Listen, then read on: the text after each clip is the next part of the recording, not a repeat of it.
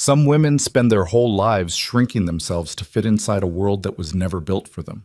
Nia Brooks spent 6 years doing exactly that, hiding her body, her voice, her hunger for love, inside a tiny bakery on a rain-soaked street in Seoul. Then one night, a dying man crawled through her window and dragged her straight into the most dangerous criminal war the city had ever seen. What happened next will shock you. Stay until the very end and drop a like. Then comment the city you're watching from. I want to see exactly how far this story has traveled. The rain started around 9. Not the soft, apologetic kind that Seoul sometimes offered in early spring. The kind that whispered against rooftops and made the Han River look like hammered silver. This was the other kind. The kind that came sideways, that turned the gutters into rivers, and drove every sensible person off the streets of Gangseo district and back behind locked doors. Nia Brooks had always been a sensible person. She told herself that often enough that she'd almost started believing it. She was standing at the marble prep counter in the back kitchen of Honey and Hearth, her hands buried wrist-deep in a batch of honey brioche dough, when the bell above the front door chimed. She didn't look up immediately. The shop was technically closed, had been since 8, but she'd forgotten to flip the sign again, and occasionally someone wandered in off the street, confused, looking for a convenience store or a pharmacy. She wiped her hands on the flour-dusted apron stretched across her stomach and called out toward the front in halting Korean. "Closed. Sorry, we open at 7 tomorrow." Nothing. The rain hammered the windows. The fluorescent light above the display case buzzed the way it always did when the weather turned wet. That low electrical hum she kept meaning to get fixed and kept forgetting. The smell of browned butter and cardamom hung thick in the warm air, the residue of 12 hours of baking, and for a moment Nia just stood there with dough cracking between her fingers and let herself feel the particular exhaustion of a woman who had been on her feet since 5 in the morning. Then something hit the floor. Not a knock. Not a stumble. Something heavy, boneless, and final. The sound of a body giving out. She came around the counter fast, faster than she expected herself to move, and stopped dead in the doorway between the kitchen and the front of the shop. A man had collapsed face first onto her black and white tile floor. He was dressed expensively. Even sprawled like that, even soaking the grout between her tiles with rainwater and something darker, she could see that. The clean cut of his black dress shirt, the watch on his wrist catching the light from the display case. He was Korean, broad-shouldered, somewhere in his early 30s, and he was bleeding from his left side with the methodical, unstoppable patience of a man who had already lost too much to stop losing now. Nia stood there for 3 full seconds. She was not a brave woman. She had never claimed to be. She was a baker from the south side of Chicago who had followed a man she loved to Seoul 4 years ago and then watched that man leave her for someone thinner, someone quieter, someone who did not take up space the way Nia took up space. She had stayed because leaving felt like admitting the failure of everything, and because Honey and Hearth had become hers in a way that nothing else in her life had ever been hers. She was a woman who measured safety in locked doors and early closing times, and the predictable rhythm of yeast rising in warm water. She was not equipped for this. And yet, she crossed the floor in 4 steps, dropped to her knees beside him, and pressed her palm against the wound. He made a sound, not quite a word, not quite a groan, something caught between the two, and his eyes opened. They were dark, almost black, and they focused on her face with a sharpness that didn't belong to a man who was bleeding out on a bakery floor. Like whatever else was failing, his mind hadn't gotten the message yet. "You're going to be okay," she said. It was an automatic thing, the kind of thing you said because silence felt like giving up. She didn't know if it was true. His jaw worked. He said something in Korean too fast and too low for her to catch. "English," she said. "My Korean is English, please, if you can." A pause. Then, very precisely, as if speaking cost him something he couldn't afford to spend, "Don't call the police." Nia looked at the blood soaking through her palm, felt the warmth of it against her skin, and made the worst and best decision of her life. "Okay," she said. "I won't." She had no medical training. What she had was a first aid kit under the counter that her landlord had required by law, a steady hand developed from years of pastry work, and a stubbornness that her mother had always called her worst quality and her best one simultaneously. She had a clean towel from the linen cabinet and a roll of food-safe wrap she used for dough resting, and enough sense to know that the bullet had gone through. She could see the exit wound when she cut his shirt away, which meant the bleeding was the main problem and not a piece of metal sitting in muscle. She worked in the kitchen. She dragged him there herself, which had not been easy. The man was maybe 6 feet and built like someone who had spent serious time developing the kind of body that was useful in a fight rather than decorative. He was barely conscious but cooperative in the mechanical way of someone operating purely on instinct, pushing with his legs when she pulled, bearing weight on surfaces that could hold it. By the time she had him propped against the cabinet beneath the secondary prep station, she was sweating through her t-shirt and he was the color of old newsprint. "This is going to hurt," she said, pressing the folded towel hard against the entry wound. "I know," he said. He didn't make a sound when she applied pressure. That was the thing that unnerved her most. Not the blood, not the situation, not the reasonable fear of whoever had put a bullet in him, potentially following him through her door. It was the silence.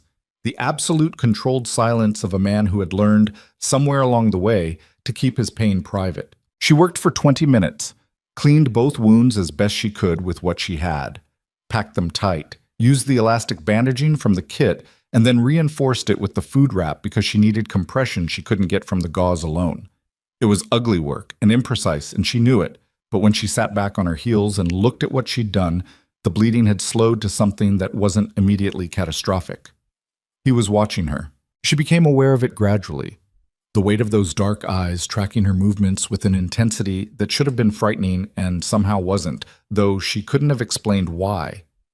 "You're not going to call anyone," he said. It wasn't quite a question. "I said I wouldn't. Most people would. I'm not most people." She stood up, stripped off the gloves she'd grabbed from the kitchen supply drawer, and dropped them in the trash. Her knees ached. Her back ached. The brioche dough was still sitting on the counter, overproofed now, probably ruined. "Who shot you?" A long silence. The rain hit the windows. "Someone who made a mistake," he said finally. "They'll make it again," she said. "You should be in a hospital." "I can't be in a hospital." "I know. You told me." She filled a glass of water at the sink and brought it to him, and he took it without looking away from her face, which was something she was trying not to think about too hard. "You're going to need more than this. A real doctor." "I have one." He reached into the inside pocket of his ruined shirt with visible effort and produced a phone that somehow hadn't been lost in the chaos of arriving on her floor. "He'll come to me." "Here?" "If that's acceptable." Maya looked around her kitchen.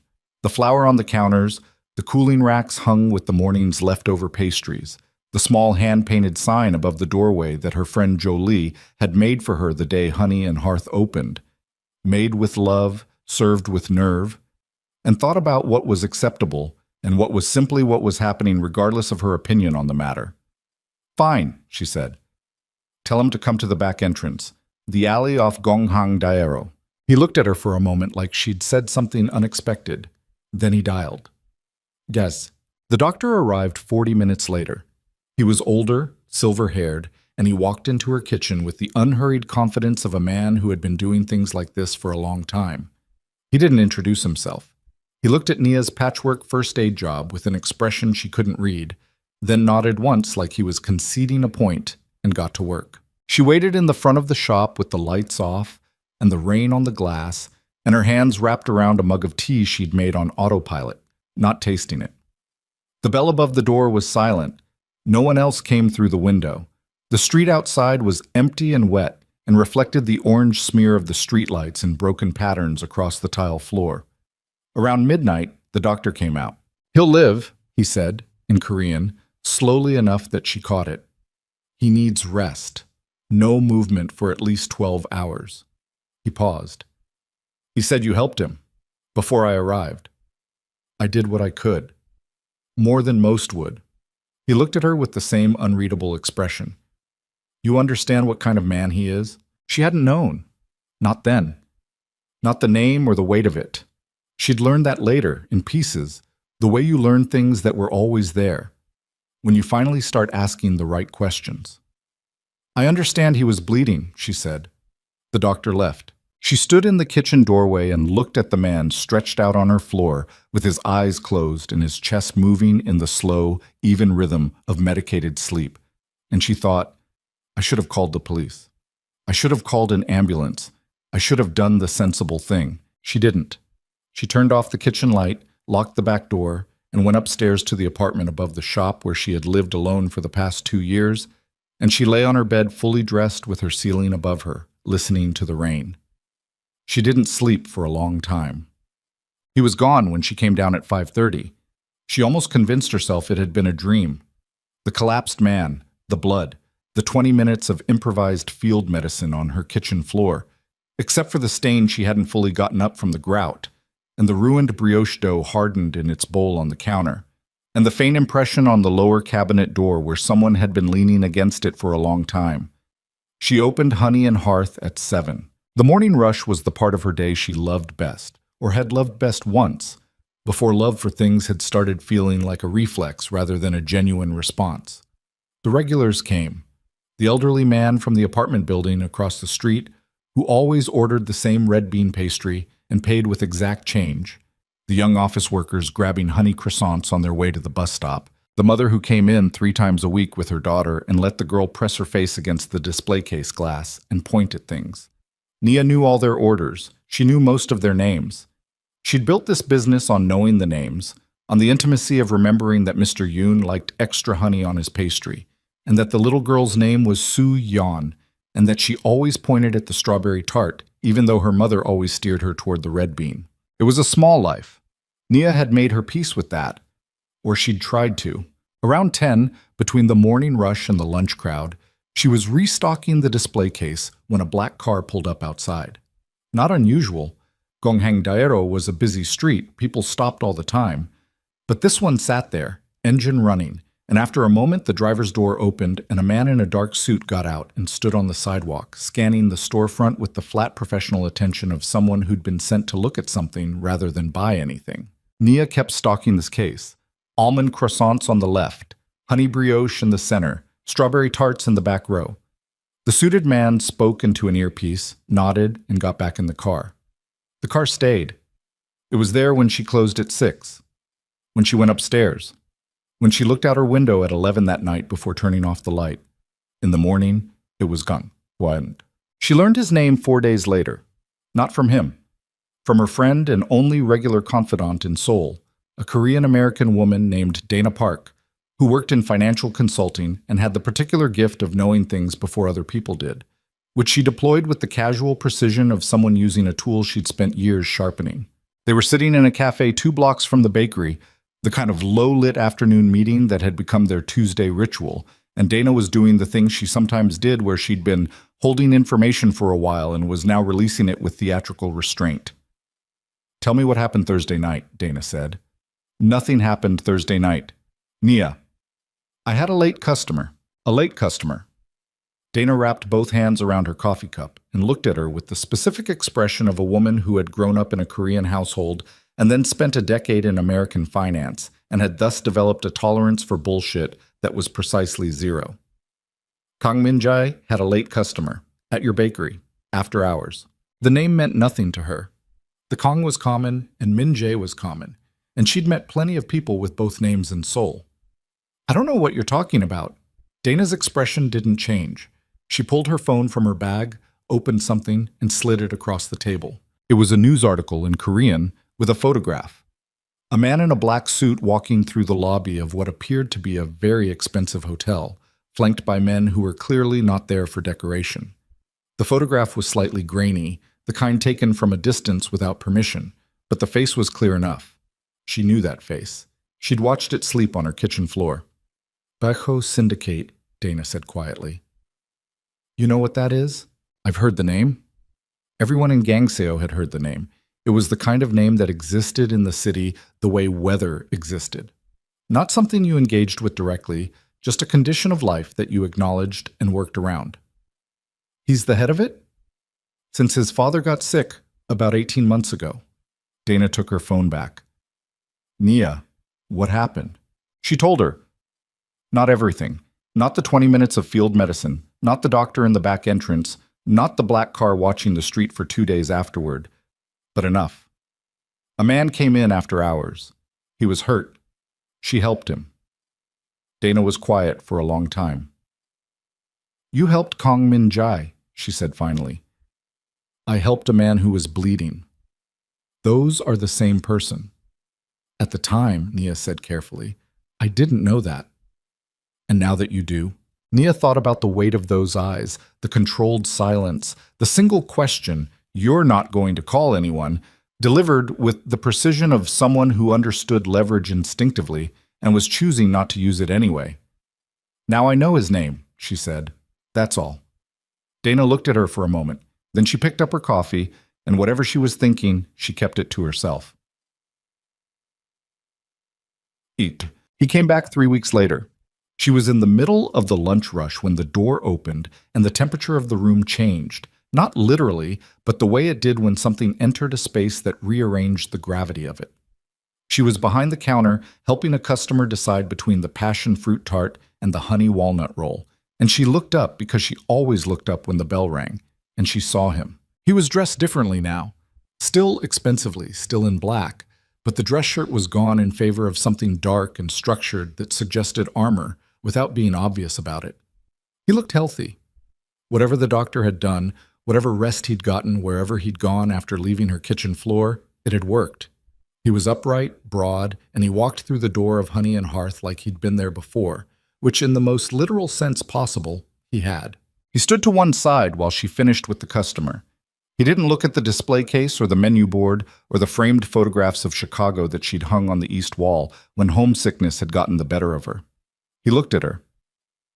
When the customer left, she came around the counter and stood facing him across the empty space and said, in English because she'd decided English was the ground she could hold better in this conversation, "You look better. I owe that to you," he said. His English was precise, nearly accent-free, with the faint quality of someone who had learned it in classrooms and refined it through practice rather than immersion. "You don't owe me anything," she said. "I made a choice." "I know."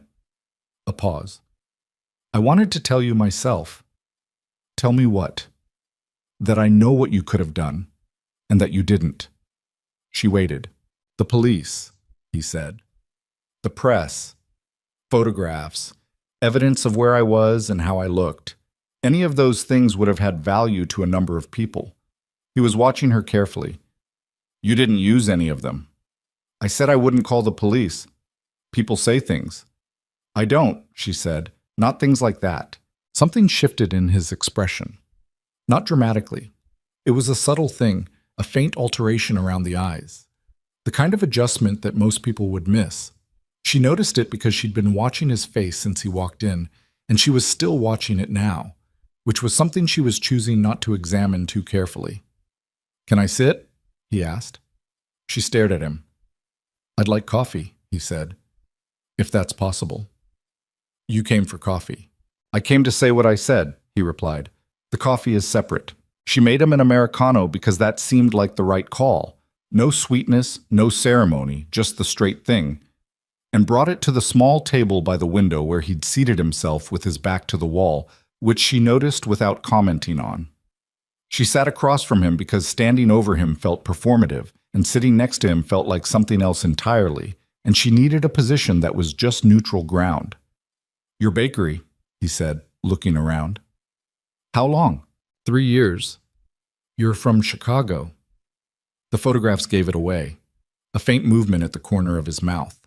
Not quite a smile, something in the neighborhood of one. "My mother was from there," he said. "She died when I was young. My father moved us here when I was 5.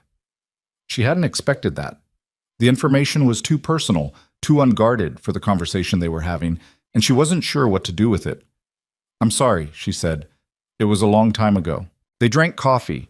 The lunch rush had thinned and the shop was quiet around them, the low electronic buzz of the overhead light and the distant sound of the street.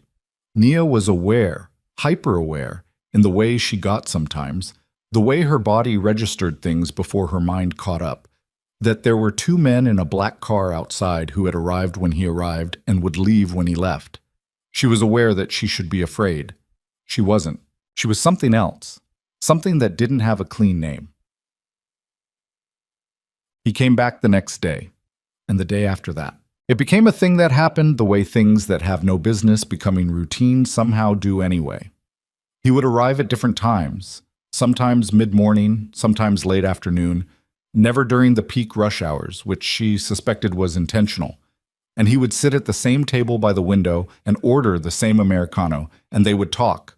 Not about his work, not about what he was. The conversations moved sideways, the way two people feel each other out when neither of them is willing to be the first one to say what they actually mean. He asked about the bakery, about Chicago, about the brioche, which he ordered once on his fourth visit, and ate in silence with the focus of someone for whom eating had long since stopped being about pleasure and had become about fuel. She asked about Seoul, about which neighborhoods he grew up in, about what it was like to lose a language and then come back to it, which she was doing in reverse, Korean coming in pieces, slow and frustrating and occasionally humiliating in the specific way of adult language learning. She did not ask about the scar she'd helped create on his left side. She could see it sometimes, a faint tension in how he held himself, the ghost of a wound still healing. He did not ask why she was alone, why the apartment above the bakery had no photographs of family or friends on the walls.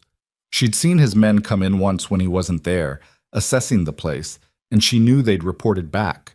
He knew more about her than she'd directly told him. She found she didn't mind. That was the part that scared her.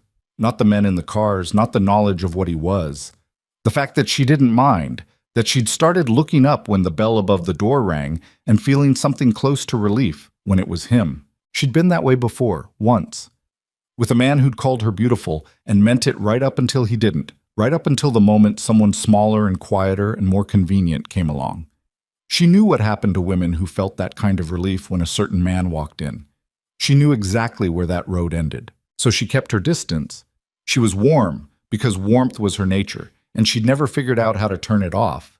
But she kept the table between them and the conversation in the middle space between strangers and friends, and she told herself it was enough. She told herself that often enough that she almost believed it. What? The trouble started on a Tuesday in late March. She'd been aware of it building for weeks. The shift in the street outside, the way certain storefronts had begun boarding up their windows, the whispered conversations among her regulars about payments and demands, and names she recognized as connected to the violence that lived beneath the surface of the district. She'd grown up in a neighborhood where that kind of pressure was familiar, where protection money had a different name but the same mechanics, and she knew the signs of a territory being squeezed. She knew who was doing it too. Dana had told her, in the careful way that Dana had, without saying anything directly accusatory, a man named Jung Tae-hyun, who ran a rival operation called the Cheongsa Group, and who had been systematically moving through Gangseo for 3 months, consolidating debt and extracting compliance through whatever combination of incentive and threat seemed most efficient. She thought it wouldn't come to her. Honey and Hearth was small. The profit margins on a specialty bakery were absurd in either direction, and she told herself no serious operation wanted the trouble of targeting a business that barely cleared its rent. She was wrong. They sent 2 men on a Tuesday afternoon. She was alone.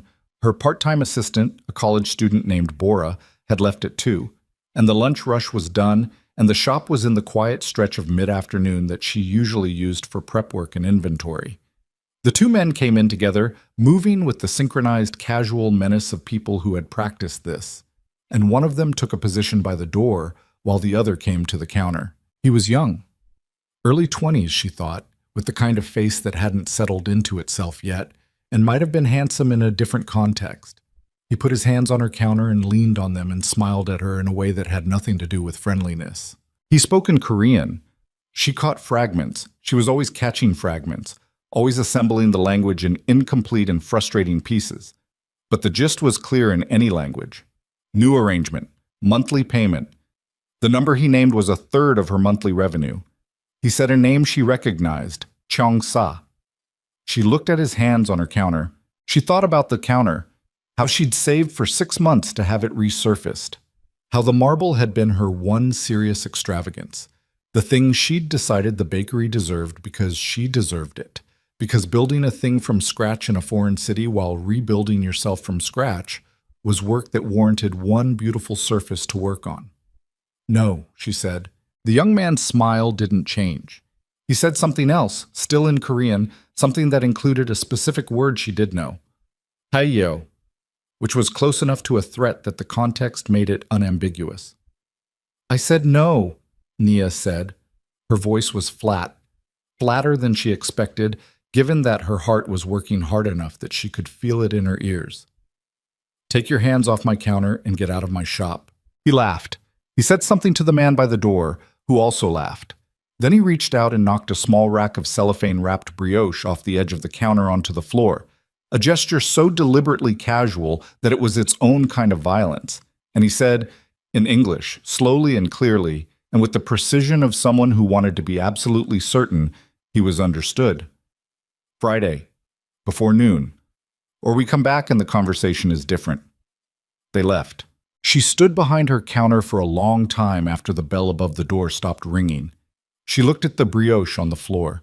She breathed very carefully, through her nose, the way she did when she needed to not feel what she was feeling, and then she picked up the brioche and restocked the rack, and went into the back and sat on the step stool and put her face in her hands and let herself be afraid for exactly 2 minutes. Then she got up and started the afternoon prep.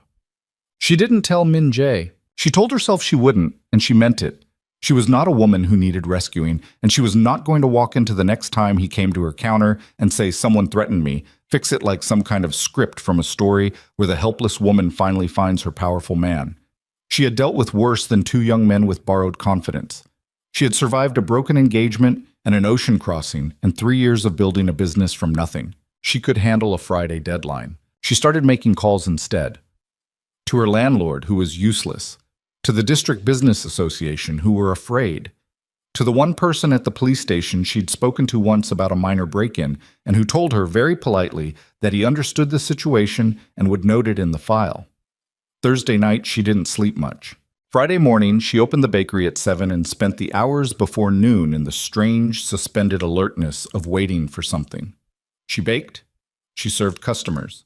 She restocked the display case. She watched the clock. They didn't come by noon. They came at 1:15, which was 30 minutes after Bora had arrived, which she didn't think was coincidence. This time, there were 3 of them. The young man from Tuesday and 2 others who were older and carried themselves differently, with the weight of people who weren't making a point anymore, just fulfilling a function.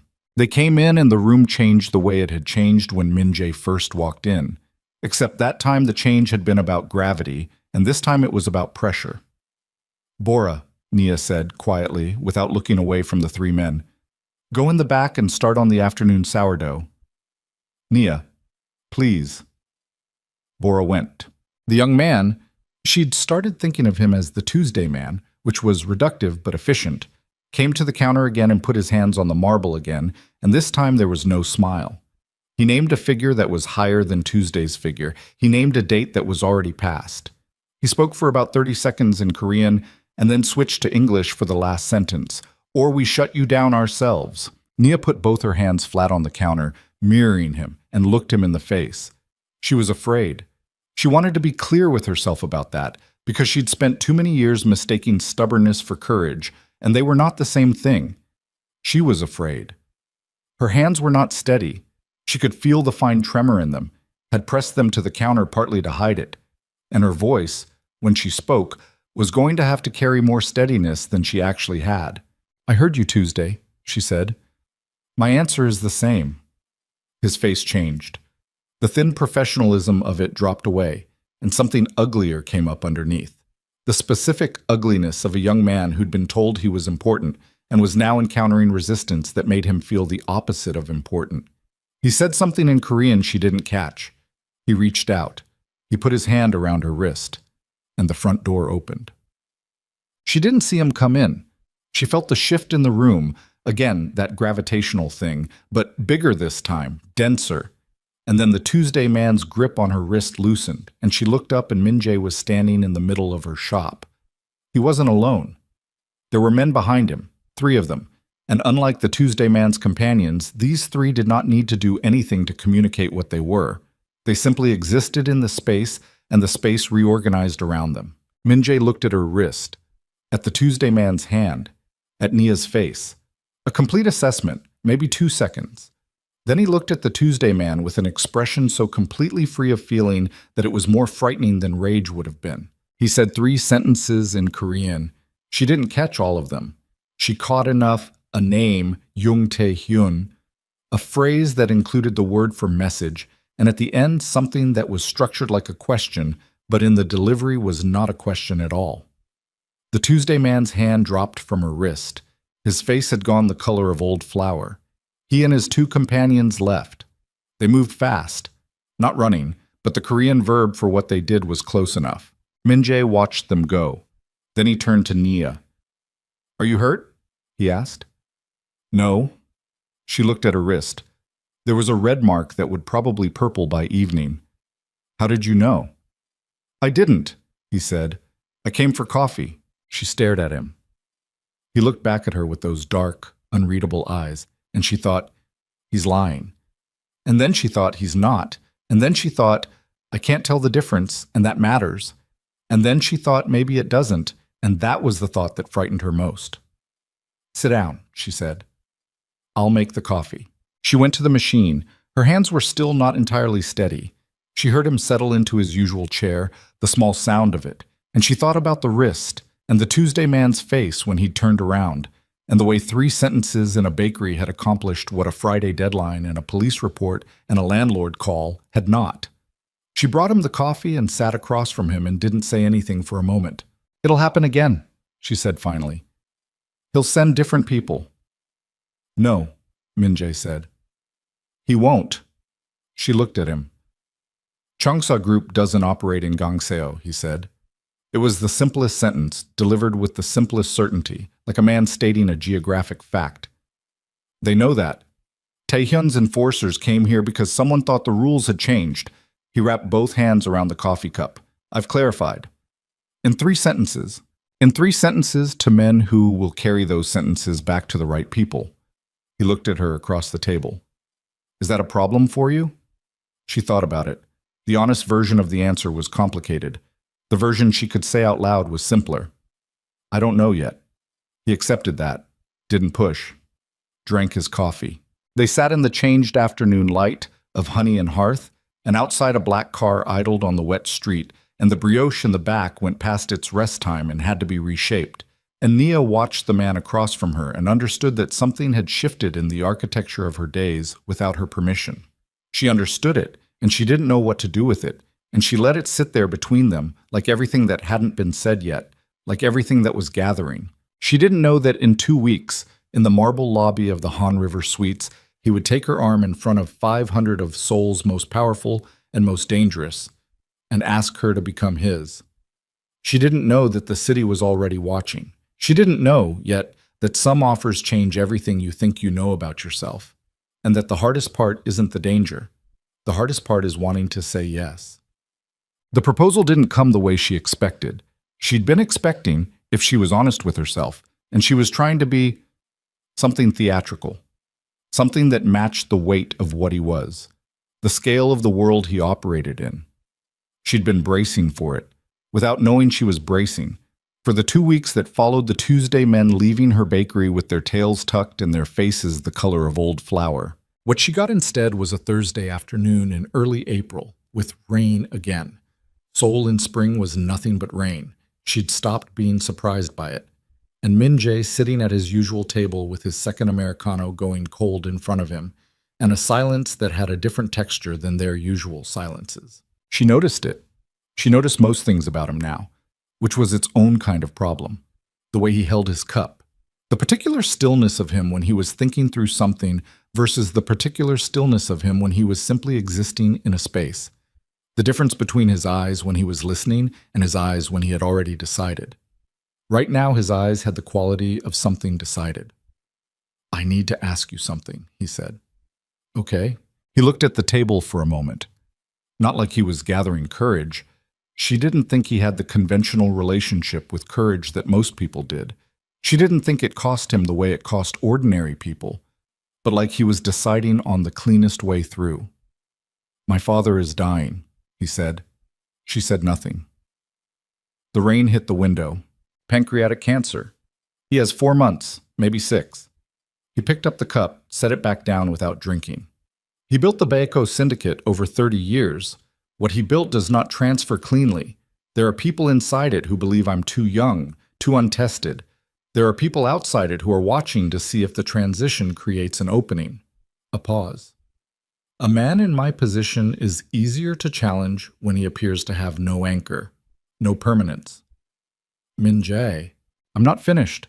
He said it without sharpness, just precision. I've thought about this carefully. I'm not coming to you without having thought about it. She closed her mouth. I need a fiancé, he said, someone I appear committed to, someone who anchors the public understanding of who I am and where I intend to go. He looked at her directly now, the full weight of it. I want that to be you. The shop was very quiet. Somewhere in the back, the proofing oven made its low mechanical hum. You're serious, she said. I don't ask things I'm not serious about. Nia stood up.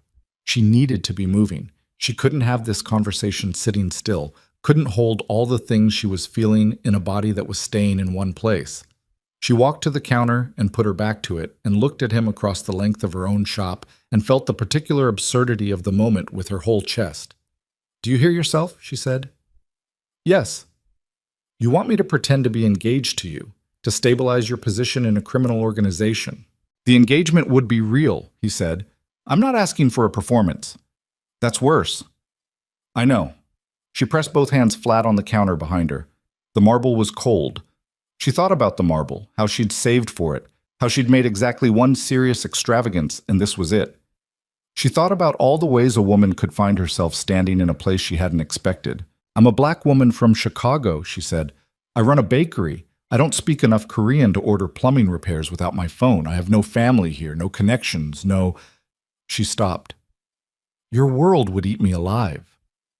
My world has been trying to eat me alive for 30 years, Min Jae said. It hasn't succeeded. You were born in it. You survived 3 years building a business alone in a city where you didn't speak the language. He said it without inflection, without the particular quality of a compliment, just as a fact being placed alongside another fact. Survival is not about the context you were born into. She stared at him. I'm not asking you to become someone else, he said. I'm asking you to stand next to me. Why me? She heard how it sounded the second it came out and hated the sound of it, the smallness of it, the echo of every time she'd asked a version of that question and gotten an answer that eventually turned into a cruelty. I mean, there are women in your world who would understand what this is, who know the rules, who... I know those women, he said flatly. I've known them my whole life. He picked up the coffee cup again. You're the only person in Seoul who saw me bleeding on a floor and didn't try to use it. The room stayed quiet. That's not a reason to get engaged, she said. It's the only reason that matters to me. He set the cup down. I'm not asking you to decide right now, but I needed you to know. She looked at him for a long time. I need to think, she said. I know. I mean, actually think. Not tonight think. Days. Take them. He left shortly after, and she stood in the middle of honey and hearth for a long time, with her hands hanging at her sides, and the rain on the glass and the proofing oven humming in the back. And she thought about what it meant to be asked, and what it meant to want to say yes, and what it meant that the wanting scared her more than anything else. She called Dana that night. Dana listened without interrupting, which was not her natural mode and indicated the severity with which she was taking the information. When Nia finished, the silence on the line lasted about 4 seconds. Tell me you said no, Dana said. I said I needed to think. Nia, I know. Do you? Because I need to be sure you actually know. And this isn't one of those situations where you know intellectually, but you're doing the thing where you... Dana, convince yourself that this time is different because the man is different, and maybe you're just... Dana. Louder. Silence. He's not Marcus, Nia said. Her voice was even. She'd worked to make it even. Marcus was her ex-fiancé's name, and she didn't say it often, and when she did, it sat in her mouth like something that had spoiled. I know he's not Marcus. I'm not confused about what this is. What is it then? Tell me what it is. She stood at her kitchen window above the bakery, looking down at the wet street. The black car was not there tonight. That was new. He'd pulled the surveillance after the Cheongsa incident, or moved it somewhere less visible, which was either reassurance or the opposite. I don't know yet, she said honestly. Okay? Dana's voice shifted, dropped into the register she used when she was done being alarmed and switching to being useful. Then let's talk about what you do know. What does saying yes actually look like? Exposure, Nia said immediately. His world, his events, his people. I'd be visible in spaces I have no preparation for. What does saying no look like? The same life I already have. Which is, Nia didn't answer. The street below was empty and wet, and the streetlight was doing its broken reflection thing on the pavement, and she was 32 years old in an apartment above a bakery she loved that also sometimes felt like the walls were very close. Don't answer that, Dana said, softer. I already know the answer. It's not a bad life. I didn't say it was. I'm not saying yes because I'm lonely, Dana. I want to be clear about that. I know. Another pause. Are you saying yes? Nia thought about his face across the table. The way he'd said, I don't ask things I'm not serious about. Not as seduction, not as strategy, just as the simplest available truth. She'd been lied to by men who knew how to make things sound like simple truth, and she knew the difference. She'd learned it the hard way, and the thing was, this didn't feel like that. I don't know yet, she said again. But she did. She knew before she slept that night, lying on her back with the ceiling above her and the rain finally stopping, the quiet that came after rain like an exhale. She knew. She was just giving herself time to argue with it. She told him yes on a Saturday. She came around the counter when he arrived, which broke the routine of the last month, and she stood in front of him at a distance that was closer than their usual distance, and she said, "There have to be rules." His expression didn't change. He was very good at that. "This doesn't become you controlling my life," she said. "My bakery stays mine. My schedule stays mine. I go where you need me, when you need me, but Honey and Hearth doesn't close and I don't disappear." Agreed. I need to be able to say no to things. Specific things, situations that I need to know I can say no. You can always say no to me. She looked at him hard, trying to find the angle in it. There wasn't one she could see. "If this stops making sense," she said, "for either of us, we end it. Without damage. You don't make it complicated." Agreed. "I'm serious, Minjai." "I know you are." He looked back at her with the same direct, undecorated attention he'd had since the beginning. "So am I." She nodded, once, short. "Okay," she said. "Okay," he said. That was the engagement. No ring, not yet. No theater. Just two people looking at each other across a bakery floor and agreeing to something that neither of them could fully name yet. She thought, this is either the bravest thing I've ever done or the most catastrophic. She thought, maybe those are the same thing. The gala was 3 weeks later. The invitation, she learned this from the woman Min Jae sent to help prepare her. A small, precise person named Ms. Cho, who spoke in complete sentences and wore her efficiency like body armor, was to the Baeco Syndicate's annual spring event, held at the Han River Suites. Black tie. The guest list included every significant figure in Seoul's organized criminal hierarchy, plus a carefully curated selection of legitimate business contacts who understood the value of adjacency to power. 300 people, maybe more. Ms. Cho arrived at the bakery on a Wednesday with a garment from a designer whose name Nia didn't recognize, and two women from a salon Nia had never heard of, and the brisk professional energy of someone who had been given a task and intended to complete it efficiently. Nia let them work and kept her face neutral and didn't say the thing she was thinking, which was, whatever you put me in, I will still look like me. I will still be a plus-size black woman from Chicago in a room full of people who are going to look at me like I'm a mistake. The dress, when it was finally on her, was not what she'd expected. It was deep burgundy, which against her dark skin was... She stood in front of the bathroom mirror and breathed, and the word she found for it was armor. Not in the way of hiding, in the way of inhabiting. It was cut for her body the way it actually existed, and not the body someone might prefer she had. And whoever had done that had done it deliberately, which meant Min Jae had specified it, which was a thing she was going to have to think about later, somewhere private, when she had room to feel things. Ms. Cho looked at her in the mirror and for the first time since Wednesday morning, let something through her professional surface. Something that was close to satisfaction. "Ready?" she said. It wasn't a question. I'll see. The hotel lobby was white marble and gold light and the kind of silence that expensive spaces manufacture to remind you what everything cost. Min Jae met her at the entrance. He looked at her and she looked at him, and neither of them said anything for a moment, which contained more than most conversations she'd had in the last year. He offered his arm. She took it. The ballroom was on the 42nd floor, and the elevator ride up was the longest 30 seconds of her life. She was aware of the men around them, the security presence that moved with Min Jae the way weather moves with a storm system, subtle and total.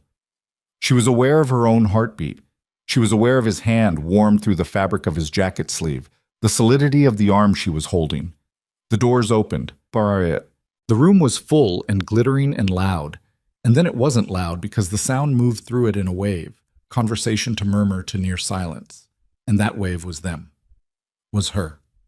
She felt it like a physical thing, the attention of 300 people redirecting, and she kept her spine straight and her chin level and her grip on his arm steady, and she walked into it. She heard things. She was meant to hear some of them.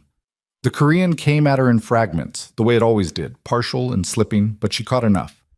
A woman near the bar said something with the word Miguk, American, wrapped in a tone that needed no translation. A man near the center tables laughed at something she didn't catch, but the laugh was a specific kind, the kind that was commentary. Min Jae's arm didn't tighten. He didn't react. He moved through the room with the same absolute groundedness he brought to everything, greeting people with the minimal precision of a man who understood exactly how much of himself to give to each interaction. And she followed and smiled and held herself together. The cruelties were mostly subtle. The wives of the senior men, the daughters of the old families, they had the particular sophisticated viciousness of women who had learned to weaponize the social form. One of them, a beautiful woman in her 40s in a white gown, took Nia's hand during an introduction and held it a beat too long while looking at Min Jae with an expression that delivered its message without a single direct word. Another said something about Nia's dress, something with the structure of a compliment and the content of an insult, which she knew because Dana had once spent an hour explaining to her the Korean formulation for that specific move. She smiled. She said the few Korean phrases she'd been practicing. She let nothing through the smile. She was very good at not letting things through. She'd had years of practice. But things get in anyway. That's the thing about defense. It doesn't actually stop the impact. It just delays the processing. The comment about her size, delivered by a woman who thought Nia's Korean wasn't good enough to catch it, which it wasn't, except she caught it anyway. The deliberate turning of backs. The moment when Min Jae was pulled aside by a senior figure and she was left standing alone at the edge of a conversation she hadn't been addressed in, visible and unseen simultaneously, which was a feeling she recognized from the whole of her childhood and had come to Seoul to escape. She made it 2 hours. Then she put her glass down on a passing tray and she found a door that opened onto a service corridor, and she followed it until it opened onto a back stairwell, and she went down 3 flights and out through a fire exit into the alley behind the hotel. The rain had started again. She stood in it and let it hit her and didn't try to protect the dress, which was probably a significant loss in financial terms, but she couldn't make herself care about that right now. She heard the door behind her. She didn't turn around. She knew the sound of him. She'd learned the sound of him without meaning to. He came to stand beside her in the alley, and the rain came down on both of them, and neither of them said anything for a moment. "I'm sorry," she said. Her voice was even. She'd made it even. "I needed air." "Take as much as you need. The dress is getting ruined. It's fabric." She turned her head to look at him. He was looking straight ahead, at the wet alley, and the rain hitting the pavement in that particular Seoul rain way, relentless and indifferent, and somehow beautiful if you were in the mood to find things beautiful, which she was not currently. Something was building in her chest. She'd felt it all night, behind the smile and the correct Korean phrases and the practiced not reacting. And now with the cold rain and the dark alley and 2 hours of pretending pressing against the inside of her, it ran out of room. "Nobody marries a woman like me," she said. Her voice came out flatter than she intended. Flatter and raw and more honest than she'd meant to be. He turned to look at her. I know what they were saying in there, she continued. I caught more than they thought I did. And the things I didn't catch. I've been in rooms like that before. Rooms where I was the wrong body, wrong voice, wrong everything. I know what it looks like. She stopped, pressed her lips together, kept going. I was 12 years old the first time a boy told me that girls who looked like me didn't get chosen. 12. And I've been hearing some version of that every year since, in every shape it comes in, from people who thought they were being subtle and people who didn't bother. The rain. And then Marcus, my ex, the man I followed to Seoul for, he didn't say it the way boys do at 12. He said it slowly, over 2 years, by looking past me at other women at restaurants and making comments about what I ate, and one day just not coming home. She exhaled. And I built this bakery because the bakery was something I could control.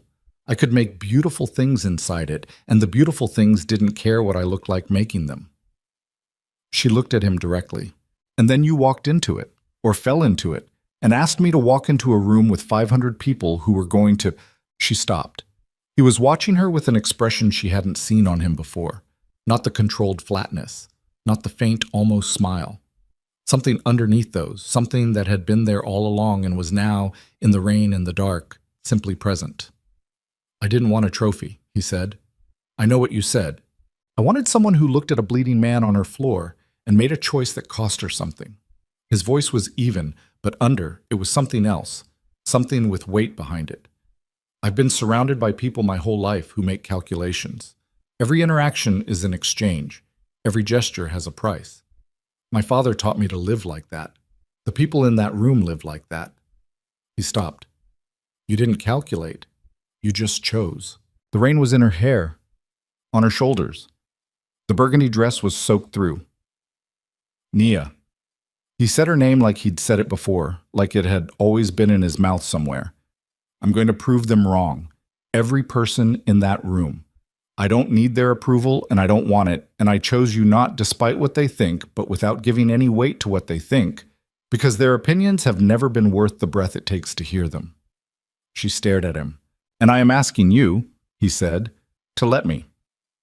The alley around them was wet and dark and smelled of rain and city, and somewhere above them 300 people were drinking champagne and talking about them, and it didn't matter. It was very far away. It was nothing. He kissed her. She kissed him back.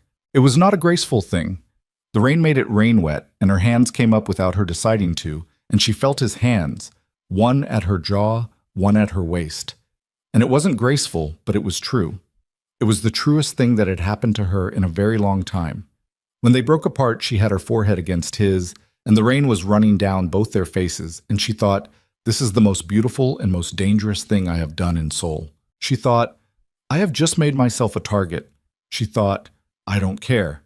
She was wrong about the last part, not about wanting it. She wanted it with a force that frightened her, but about not caring about the danger. Because the danger was already in motion before either of them understood it fully, already running through channels they couldn't see yet. Upstairs, in a corner of the 42nd floor ballroom, a man named Park Seung-ho stood with his second whiskey and watched the door Min-jae had used to follow her out. He watched it for a long time. Then he took out his phone and typed a message to a number that was not saved under any name. He's committed. The woman is the way in. He put the phone back in his pocket, finished the whiskey, and smiled at the next person who approached him, warm and practiced and giving nothing. Park Seung-ho had worked for Kang Min-jae for 11 years. That was the number Nia kept returning to in the days after she learned his name. Not the facts of what he'd done, not the specific mechanics of the betrayal, but that number. 11 years. Longer than most marriages. Longer than most of the legitimate relationships she'd watched dissolve around her. 11 years of standing at the right hand of the Baeko Syndicate's leadership, first under Min-jae's father, and then under Min-jae himself, and apparently every one of those years had been a calculation so patient and so complete that no one inside the organization had seen the edges of it. She learned his name 6 days after the gala. She learned it the way she learned most things about Min-jae's world. Sideways, incomplete, in pieces that she had to assemble herself because the direct version was either too dangerous to deliver or too dangerous to receive. The 6 days between the alley kiss and the morning, She woke up to 3 missed calls from Dana and a text that said, "Only call me now. Do not open the bakery yet." Were the strangest 6 days of her life in Seoul. Strange because they were, on the surface, ordinary. Min-jae came to the bakery. They talked. The quality of the talking had changed. There was less distance in it. Something had opened up that the rain had opened and that neither of them was working to close again. And she moved through her days with the particular heightened awareness of someone whose life has recently rearranged itself around a new center of gravity. She should have been watching the edges more carefully. She knew that afterward. She'd been watching the center, and the edges were where it was coming from. Dana was at the bakery before it opened. Nia saw her through the glass of the front door when she came downstairs at 6:15, standing on the wet sidewalk in her work coat with her phone in both hands and the expression of someone who had been awake since before they should have been. She unlocked the door and Dana came in and didn't sit down. "Seong-ho," Dana said. "Park Seong-ho. You know who that is?" "Min-jae's lieutenant. I've met him twice." "At the gala, briefly." A compact man in his mid-40s with a pleasant, forgettable face and the professional warmth of someone who had learned to make people comfortable efficiently. She hadn't thought much about him. "What about him?" Dana pulled out her phone and held it out. On the screen was a document, financial, dense with numbers, the kind of thing Dana navigated professionally and that Nia had to slow down to parse. "This came through a contact of mine this morning, someone inside the Baeko financial structure who has been nervous for a while and got nervous enough to act." Nia took the phone and looked at the document and understood fragments of it and understood enough. Fund transfers, shell company names, dates going back 14 months. The receiving end of those transfers mapped, and this was the part that sat in her stomach like cold water, directly to accounts associated with the Cheongsa Group. Young Tae-hyun's operation. "Sung-ho has been moving money to Cheongsa for over a year," Dana said. "Not large amounts. Small, consistent ones, the kind that get lost in the noise of a large organization's cash flow. And not just money." She tapped the screen, scrolling. Information, meeting schedules, security rotation details. The raid that hit the Baeko warehouse in Mapo 3 months ago? The one that cost them 4 men and a significant supply line? Someone told Cheongsa exactly when the security shift changed. Nia stood very still. "He's been feeding Taehyun everything," Dana said. "From the inside, for over a year." "Why are you the one telling me this?" Nia asked. Her voice was flat. It got flat when she was absorbing something, when the processing had outpaced the emotional response. "Why didn't this go to Min-jae's people directly?" "It did," Dana said. "My contact sent it to 2 people inside the organization simultaneously. One of them is someone my contact trusts. The other—" She stopped. "The other is Seong-ho himself." The bakery was very quiet. "He knows someone found it," Nia said. "As of approximately 4 hours ago, yes." "And Min-jae?" "I don't know if Min-jae has it yet. My contact wasn't sure which channel would reach him first." Dana looked at her with the particular expression of someone delivering information they wish they didn't have. "But here's the part that concerns me most, Nia. Look at the last page." She scrolled. The last page was a different kind of document. Less financial, more operational. It took her longer to parse, and when she parsed it, she read it again to be sure. It was a brief, a target assessment. Names, locations, vulnerability windows. Her name was on it. Her address. The bakery's layout, with notes about staff hours and security camera positions. She had 1 camera, above the back door, which she'd installed after the Cheongsa incident. And the assessment of her as the document used the English phrase directly, soft point of access. The recommended window was annotated with a date, 3 days from now. Thus, she called Min-jae. He answered on the second ring, which meant he was awake, which at 6:40 in the morning meant he hadn't slept. "I need to see you," she said. "Now." A pause of maybe 2 seconds. "Are you at the bakery?" "Yes." "Don't open today. Stay inside. I'll be there in 20 minutes. He was there in 14. He came through the back. She'd given him the code to the alley entrance after the Cheongsa men, a practical decision she'd told herself was about efficiency and had not examined further. And he came into the kitchen with 2 men she didn't recognize flanking him, and the particular quality of controlled urgency that she was learning to read as Min-jae at a higher operational temperature than usual. She put Dana's phone on the prep counter in front of him. He looked at the document without touching it. His face did nothing. She watched it do nothing and understood that the nothing was not absence of response, but the deliberate containment of one. He looked at the last page for a long time. Then he looked up at her. "How long have you had this?" he asked. "An hour." "Dana Park?" Not a question. "Yes." He said something brief and quiet to one of the men behind him, who stepped out the back door immediately. Then he pulled out his own phone and began doing something on it with the focused efficiency of someone executing a sequence they'd already run through mentally. "Min-jae," she said, "give me 1 minute. You knew." She heard herself say it and wasn't entirely sure she'd decided to say it. Not about this specifically, but you knew something was wrong. The warehouse raid, you told me about that. You said it was... I said it was a leak. He kept his eyes on the phone. I didn't know where. Did you suspect Seong-ho? A pause that was a half-second too long. I suspected someone close. That's not what I asked. He looked up. No, he said. Not Seong-ho specifically. He's been with us since my father's time. 11 years. Something moved through his expression, not quite betrayal, which required surprise, but something adjacent to it. Something tired and old and unsurprised in the way of a man who has known all his life that the people closest to you are also the people with the most information to use against you. I should have. He has the document too, she said. He knows someone found it. I know. He put the phone in his jacket. We have a window. It's narrow. 3 days isn't narrow. It's not 3 days anymore. He looked at her steadily. The document gave a window. Seong-ho, knowing the document was found, closes that window because he'll move earlier. Tonight, possibly. Tomorrow at the latest. She stood very still while that landed.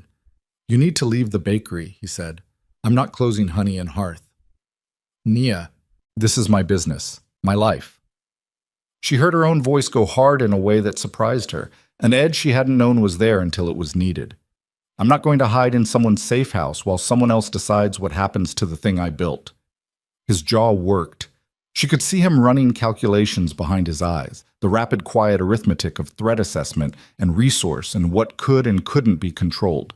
Then we stay here, he said finally, and we control the ground. She sent Dana home. Dana argued, which was predictable, and Nia was firm, which Dana respected even when she hated it. And by 8 o'clock, it was Nia and Min-jae and 4 men she didn't know positioned at intervals through the bakery that she was pretending not to notice and mostly failing. Min-jae sat at his usual table. She made coffee because the alternative was standing still, and she couldn't stand still. And she brought it to him and sat across from him, and for a long, strange moment, it was almost like the weeks before the gala. The table between them and the quiet of the shop and the low buzz of the overhead light. Except for the 2 men visible through the display case window in the car outside. Except for the weight of what was moving toward them. Tell me about him, she said. Seong-ho. Why? Because I need to understand what we're dealing with, and I learn better when I understand the person, not just the threat. He wrapped both hands around his coffee cup. Considered it. He was my father's man first, a driver, originally. Then my father recognized he was smart. Not the kind of smart that announces itself, the other kind, the patient kind, and moved him up. By the time I took over, Seong-ho was running operations coordination. He knew everything. He resents you. Min-jae looked at her. What makes you say that? 11 years working for the father. Then the son takes over, and the son is younger, and... She stopped. He didn't think you were ready. Something shifted in Min-jae's face. No, he didn't. Did he say so? Once, directly, after my father's diagnosis. He picked up the cup. I told him his opinion had been noted. We didn't discuss it again. And instead of discussing it, he started talking to Tae-hyun. Apparently. She thought about that, about the shape of it, the resentment that can't find a legitimate outlet turning into something structural, something patient, something that waits. She'd known people like that, not on this scale. But the human shape of it was familiar. He's going to use me to get to you, she said. That's the assessment. Because I'm accessible. Because I don't have your security structure. Because he thinks... She stopped. He thinks you care about me enough that threatening me creates leverage. Min-jae set the cup down very precisely. Does it? She asked. She asked it flat, without performance, because she needed the actual answer. He looked at her across the table. Yes, he said. Simple. No decorating it. She nodded, absorbed it. Then we need to make sure he can't use that. Nia. We need to take away the leverage by making sure he doesn't get to me. She leaned forward slightly. What would make him move tonight versus tomorrow? Knowing his window is closing. So if he already knows we're aware, he'll move fast and hard because the careful version is no longer available to him. She thought about the bakery, the layout she'd had 14 years of visual memory for, in her former Chicago neighborhood's bakery where she'd worked as a teenager, overlaid now with 3 years of honey and hearth's specific dimensions. The kitchen, the front counter, the back alley entrance that she'd given Min-jae the code to. The storage room with its heavy shelving. The industrial equipment. She was starting to think about the equipment. What are you doing? Min-jae asked. He was watching her face. Thinking about the layout, she said. If someone comes through the back, where do they expect resistance to come from? From my men. And if your men aren't the only variable in the room? He was quiet for a moment. Naya, you're not a... I know what I'm not. She met his eyes. I'm also someone who works with industrial equipment and has been doing it since I was 16 years old.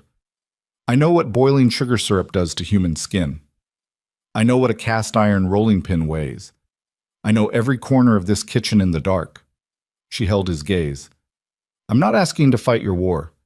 I'm asking you to let me know my own ground. He looked at her for a long time. She could see the argument forming and reforming behind his eyes. Show me, he said finally. They went through this kitchen together. She walked him through it the way she walked it herself, which was from the inside out. Starting with the main prep area, the 2 heavy marble counters and the industrial mixer and the rack of hanging equipment above the secondary station, through to the back shelving where the dry goods lived in 60-pound sacks of flour and sugar that had a combined weight she knew precisely because she moved them herself twice a month. The proofing oven and its door that swung outward, the large copper pots on the back burner, 2 of them, and the one currently loaded with a batch of honey caramel that had been on low heat since yesterday and was now at a temperature she could estimate within 10 degrees without checking the thermometer. Min-jae moved through the kitchen with her and she watched him reassess it. She could see him doing it, recalibrating the space from domestic to tactical, seeing the angles and the coverage and the choke points the way his experience made automatic. The back door, he said, opens inward. Swing radius is here. She marked it with her hand. So anyone coming through it has a half-second of limited visibility. And they come through expecting an empty kitchen or a frightened woman. He was quiet. Don't, she said. Don't what? Don't decide I can't handle it. I can see you deciding. I'm deciding that I don't want you in a position where you have to handle it. I know. She held his gaze. But you're not always going to be 14 minutes away. That landed. She could see it land. No, he said quietly. I'm not. They stood in her kitchen with the caramel warming on the back burner and the flour sacks stacked along the wall and the cast iron rolling pin in its slot above the prep station. And the afternoon moved slowly into early evening, and nobody came. Nobody came at 7, nobody at 8. At 9:15, Min-jae's phone lit up. She watched his face read the message, watched the temperature of him change the way the room changed when he entered it. But this time the shift was internal, something cold moving through the controlled surface of him. They found Seong-ho's car, he said, 20 minutes from here. She breathed, slowly, through her nose. He's not in it, Min-jae continued, still reading. He got out on foot, which means he knows we're watching the approaches. She heard herself say it and her voice was steady, which surprised her because her heart was not steady at all. He has a secondary. Min-jae was already at the back door, already on his phone, running the containment sequence she could see him running without being able to follow all of it. His men outside were repositioning. She could hear it in the brief radio chatter she wasn't supposed to hear and was hearing anyway. There's a building across the alley. He'll have the back window exploded. Not a bullet. A brick. And in the half-second that followed the brick and the shattering glass, something small and metal came through the broken window and hit the kitchen floor and rolled, and Min Jae's voice cut through the noise with one word in Korean that needed no translation because his body was already in motion, already covering the distance between them, and his arms came around her and turned her. The thing that came through the window was a smoke canister. She understood that a half second after Min Jae's body folded around hers and turned her away from it, his arm across the back of her head, pressing her face toward his shoulder, and the canister hit the floor and started hissing with the mechanical patience of something designed to fill a space and disorient everything inside it. Gray smoke, thick and fast. Min Jae pulled her toward the front of the shop. She went. Her eyes were already burning, the smoke finding the soft tissue immediately, and she kept one hand on his jacket and moved when he moved and tried to breathe shallow through her mouth. Her kitchen was filling behind them.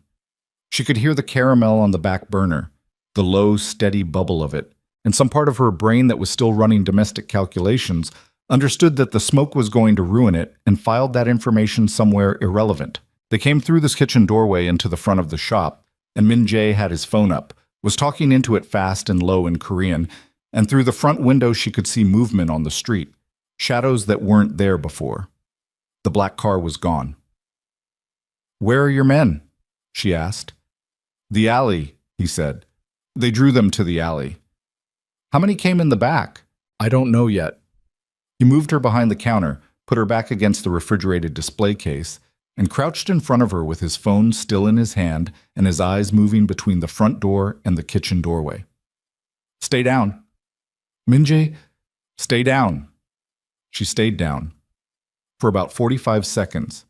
Then the front window came in. Not a brick this time. Two men, fast and low, through the glass before it had finished falling, and the sound of it was enormous in the small shop. A full-body crash, safety glass exploding into cubes across her black and white tile floor, the metal frame bending inward.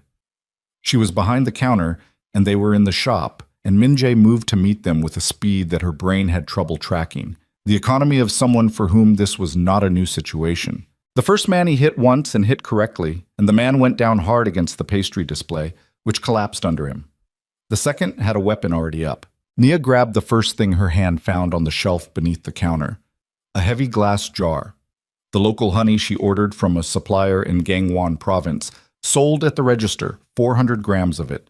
She threw it at the second man's head. She missed his head. She hit his shoulder, and it was enough. He flinched. The weapon moved. The shot that came out went into the ceiling instead of Min Jae, plaster raining down. And Min Jae closed the distance, and the second man went down too. The shop was full of smoke now, drifting through from the kitchen. "The back door," Nia said. She was on her feet. She didn't remember standing. "They're going to come through the back." "My men." "Your men went to the alley. The back door is the kitchen." She grabbed his arm. "Humble, come with me." He looked at the two men on the floor, made a calculation she couldn't follow. Then he came. The kitchen was smoke gray and getting worse. The canister had rolled under the secondary prep station and was still hissing, and the visibility was down to maybe 8 feet, which in a kitchen that was 30 feet deep meant moving by memory and contact rather than sight. Nia knew this kitchen by memory. She knew it the way she knew her own breathing, which was right now fast and shallow and tasting of whatever chemical was in the smoke. She went to the back burner first. The caramel pot was still on. The temperature gauge, which she could barely read through the smoke, had climbed while she was in the front. Stress, adrenaline. She hadn't thought about it, and now it had been unattended for 10 minutes and the temperature was significant. She grabbed the insulated handle without thinking twice about it and moved the pot to the edge of the station closest to the back door, set it where she needed it. Min Jae watched her from 2 feet away. "What are you doing?" "Setting up." She moved to the shelving along the wall, the flour sacks, 60 pounds each, and she knew exactly how they were stacked and exactly how they'd come down. If they come through that door, they're going to come through fast and low and expecting disorientation. They're going to expect people who don't know the space. "Nia, I know this space." She positioned herself at the edge of the secondary prep station, one hand on the handle of the caramel pot, the other finding the cast iron rolling pin above her on the rack. The weight of it was exactly what she remembered, 14 inches of solid iron, just over 4 pounds. She'd used it 3 days a week for 3 years. "Give me the right side, take the left." He looked at her. The smoke was between them, gray and shifting, and she could see his eyes through it, and she didn't look away from them. "Trust me," she said, "the same way I trusted you at the gala." A beat. One beat. "Right side," he said, and he moved left. The back door came in 40 seconds later. One kick, a good one, well placed from someone who'd done it before, and the door swung inward hard, bang against the wall, and they came through in the standard sequence. First man fast and low, second covering, third behind him. Professional, coordinated. They came into smoke and darkness and a kitchen that smelled of burned sugar and caramel and something chemical. And the first man had a light on his weapon, and he swung it left first because that was standard. Light to the largest threat vector, sweep left. And in the half second that he swung left and found nothing, Nia pulled the caramel pot off the burner edge and threw its contents at the space directly in front of the door. Not at the men specifically. She couldn't see them well enough for that. She threw at the space. Boiling sugar syrup at 240 degrees Fahrenheit moves fast and sticks, and the sound it made when it hit was something she was going to carry for a long time afterward. A sharp, terrible human sound from two different directions. And the light dropped, and the formation broke apart, and Min-jae came from the left side with the specific controlled violence of someone who had spent his life learning exactly how much force each situation required. The third man, the one who'd stayed back, the one who hadn't caught the syrup, the one who still had his weapon up, swung toward Naya. She hit him with the rolling pin. Not a clean hit. She was shaking. She could feel the shake in her arms all the way to her shoulders, and the smoke was in her eyes, and she was running on something that wasn't exactly courage, more like the absence of any option except forward. She caught his forearm, and the weapon discharged into the floor, and she hit him again, this time higher, and he went down on one knee, and she hit him a third time across the back of his shoulder, and he went the rest of the way down. She stood over him with the rolling pin in both hands, and her lungs burning and her vision swimming from the smoke. And she thought, "I'm still here. I'm still here." She was still here. Min-jae had the third man zip-tied with something from his jacket pocket before she'd fully processed that it was over. His movements were efficient and quick, and when he straightened up and looked at her through the smoke, his expression had the flat operational quality she recognized, and underneath it, something that was not operational at all. "Are you hurt?" he asked. "No." She looked at her hands, the rolling pin. "You?" "No." She nodded, set the rolling pin down on the counter because her arms were shaking enough now that holding it felt absurd. Outside the back door, she could hear sounds, voices, movement, the aftermath of whatever had happened in the alley. And Min-jae's phone was going again, his men checking in, the communication of people reorganizing after contact. She went to the canister under the secondary station and used a pot holder to pick it up and carry it through the back door and drop it in the alley where the smoke could dissipate into open air rather than her kitchen. She stood in the alley for a moment and breathed. Actual air. The back of the bakery was a mess. Door hanging wrong on its hinges. Glass from the window still on the floor inside. The caramel she'd just weaponized splattered across a 6-foot radius of her kitchen floor in a way that was going to be a significant cleaning project. The pastry display in the front was destroyed. The front window was gone. Honey and Hearth looked like a place where something terrible had happened. Because it was. She stood in the alley and breathed and told herself not to look at the kitchen, not yet, not until she'd gotten through the next part, and she breathed. Min-jae came out beside her. "It's not over," she said. "No." Sung-ho wasn't in there. "No."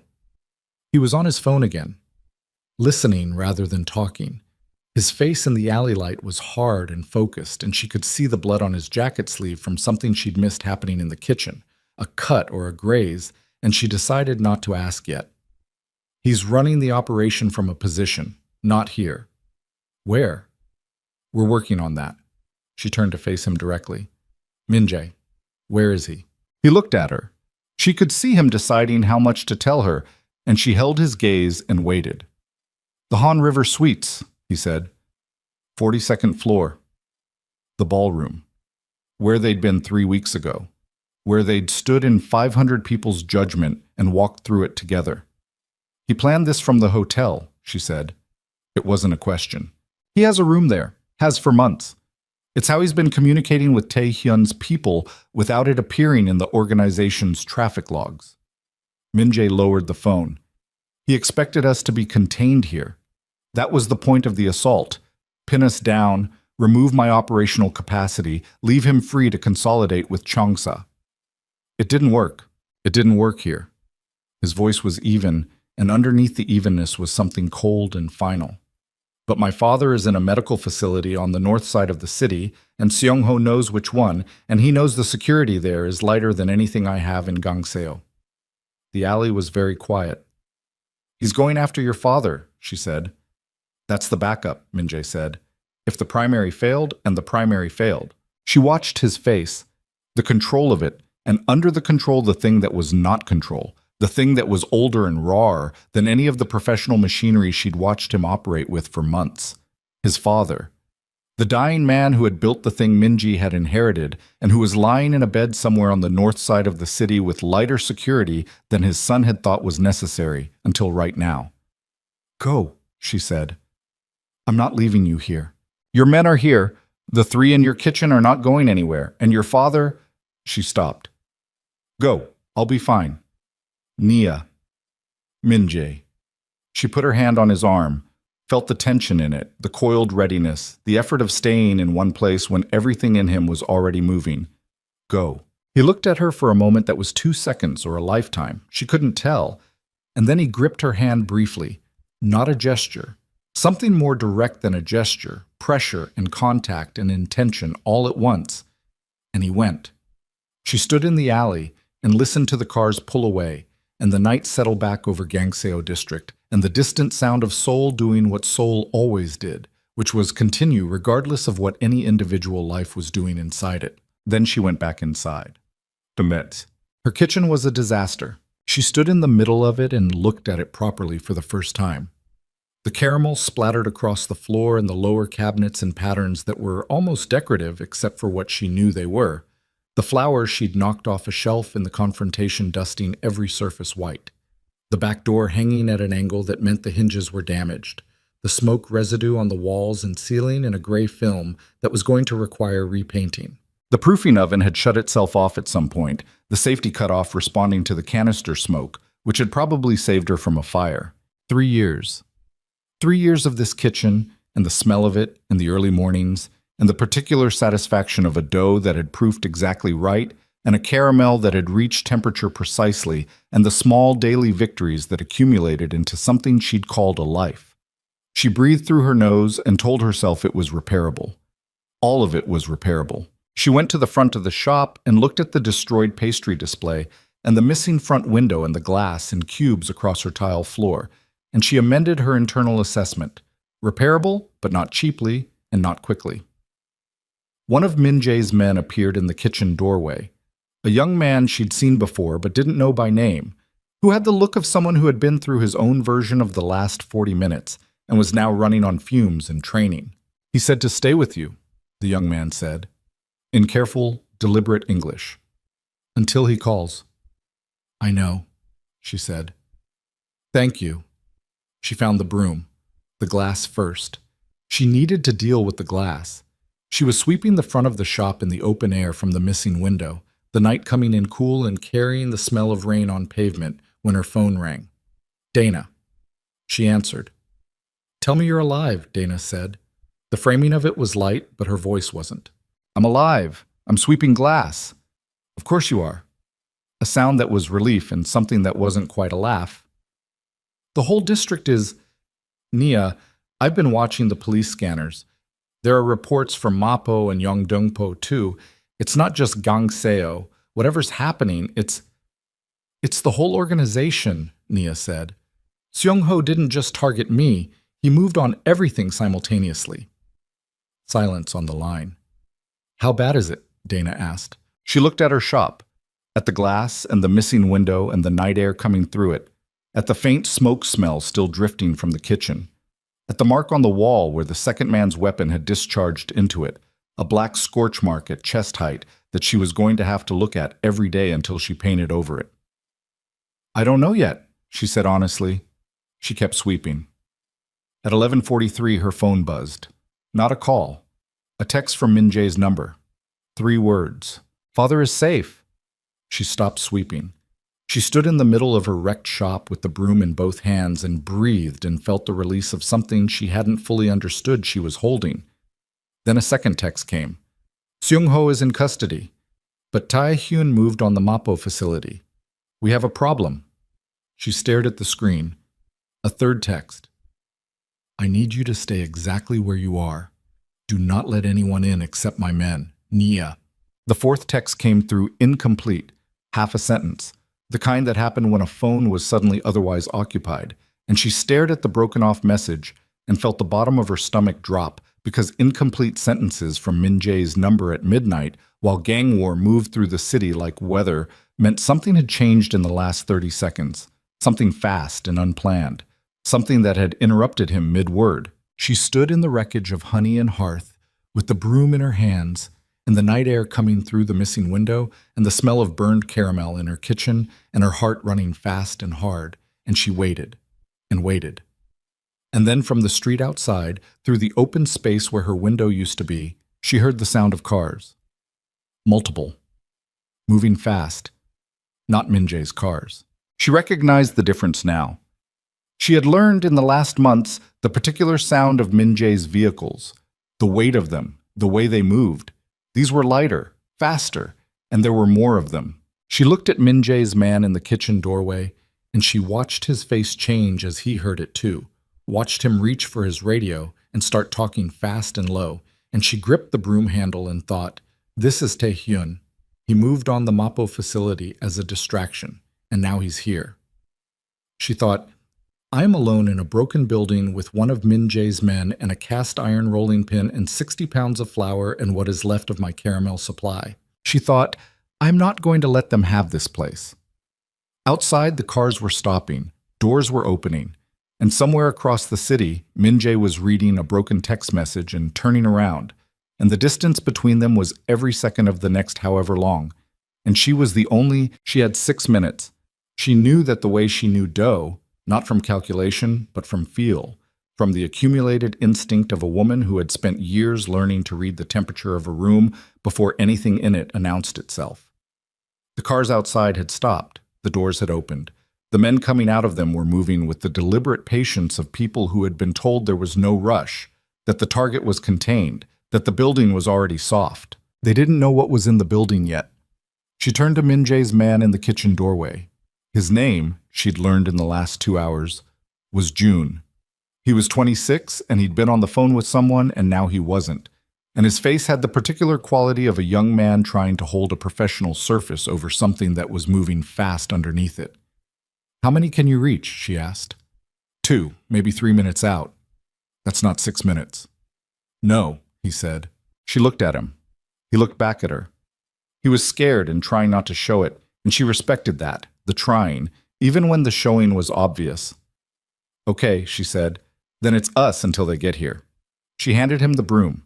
He took it, confused, and she was already moving toward the kitchen, the flour first. She'd thought about this in the abstract, in the strange, suspended way her brain had been working all night, processing threat assessment in the background while she swept glass in the foreground. She'd read once, years ago, a piece about industrial accidents, the catastrophic kind, the ones that turned grain silos into craters, and the mechanism had stayed with her the way useless information sometimes did, waiting for relevance it would hopefully never find. Fine particulate suspended in air. Fuel-to-oxygen ratio. An ignition source. She had 60 pounds of all-purpose flour in sacks along the wall, and 2 more on the upper shelf and the gas range on the back wall that she'd been cooking on since 6 in the morning and whose pilot lights were still lit. She was not going to use it as a bomb. She was going to use it as a wall. She grabbed the first sack, the edge of it, and dragged it to the center of the kitchen floor. Cut it open with the utility knife she kept on the magnetic strip above the prep station. The flour sighed out of it in a slow white cascade, and she tipped the whole sack, 60 pounds of it, into the middle of the floor and then grabbed the second sack and did the same and then climbed to the upper shelf for the 2 smaller bags and added those. The kitchen floor disappeared under white. She went to the utility cabinet and found the industrial fan she used for cooling racks in summer and positioned it at the kitchen doorway, pointed inward, and turned it to its highest setting. The flour lifted. Not all of it, not evenly, but enough. A white suspension in the air, thick and settling and rising again in the fan's draft, turning the kitchen into something that looked like a storm system captured in a small room. Visibility inside dropped to 4 feet. Anyone coming through the back door into this would be blind and breathing flour and moving through a space that looked like the inside of a cloud. She went to the front of the shop. "Kitchen is set," she said to June. "Nobody comes through that back door without losing their orientation. When they do, you go left, I go right, same as Min-jae and I did before." June stared at her, at the white cloud visible through the kitchen doorway, back at her. "You did this on purpose," he said. "I did this on purpose." He was quiet for a moment. Then, "What do I do with the broom?" "Hold it like you mean it," she said. "It's heavier than it looks." They came through both doors at once, front and back, 2 seconds apart. The front door kicked in, the glass of it already gone, so it was just the frame going sideways off its hinges, and 2 men through the front while the back door came in simultaneously, and 2 more through the kitchen. The 2 in the front saw June, and behind June, the white fog of the kitchen, which made the space behind him look cavernous and strange, and obscured anything that might be in it. The half-second of reassessment that created was the half-second June used to move, fast and low, with the compact efficiency of someone who had trained for exactly this, and was now running on training because thinking would take too long. In the kitchen, the 2 men who came through the back door entered a white world. They lost each other immediately. The flour cloud was denser than it had looked from outside, the fan still running, the suspension constant, and the visibility was worse than smoke because flour caught their lights and reflected it back at them in diffuse white that destroyed depth perception. She heard them, stumbling, cursing, the sound of a shoulder hitting the shelving unit she'd dragged 2 feet to the left of where it usually stood. She was behind the secondary prep counter, down low, which she knew was exactly 4 feet from the right-hand wall. She'd measured it with her body. The first man came past her. She heard him before she saw him, his boot on the flour-covered floor, the particular sound of someone moving carefully through an unknown space, and she waited until he was past her position by 2 steps, and then she stood and hit him across the back of both knees with the rolling pin, and he went down sideways into the flour-covered floor, and she was already moving before he landed, using the secondary counter as her wall, staying low. The second man was harder. He'd stopped moving when his partner went down. Smart enough to freeze when the environment turned hostile. Smart enough to not announce his position. She could hear him breathing, short, controlled, a professional breath. And she stayed still and breathed through her mouth, and the fan moved the flour between them in slow white waves, and for 15 seconds, neither of them moved. Then June came through the kitchen doorway with blood on his face from something that had happened in the front of the shop. And the second man's attention broke for the single second of registering a new element, and Naya threw the rolling pin. She wasn't aiming for anything specific. She was aiming at the sound of him, and at the space he occupied, and at the idea of disruption. It hit something. His arm, she thought from the sound. And he moved away from it 1 step, which brought him into the path of June, who had identified the location from the sound of the impact and was already closing. It was not graceful. It was not the choreographed efficiency of Min-jae's men. It was 2 people in a flour-clouded kitchen using noise and instinct and the accumulated decision-making of the last 6 months.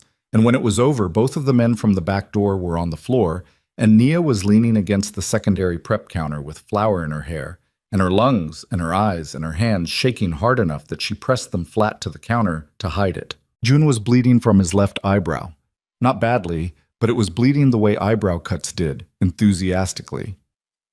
"You okay?" she asked. "I've been worse," he said, which she doubted but appreciated. From the front of the shop, the sound of more cars. Different cars. She knew the difference now. Min-jae came through the missing front window. Not through the doorway. Through the window space, because the doorway had a man in it, and the window space was open and faster. And he came through it with 2 of his men behind him, and the expression of someone who had driven across the city through a war and arrived to find the war already concluded.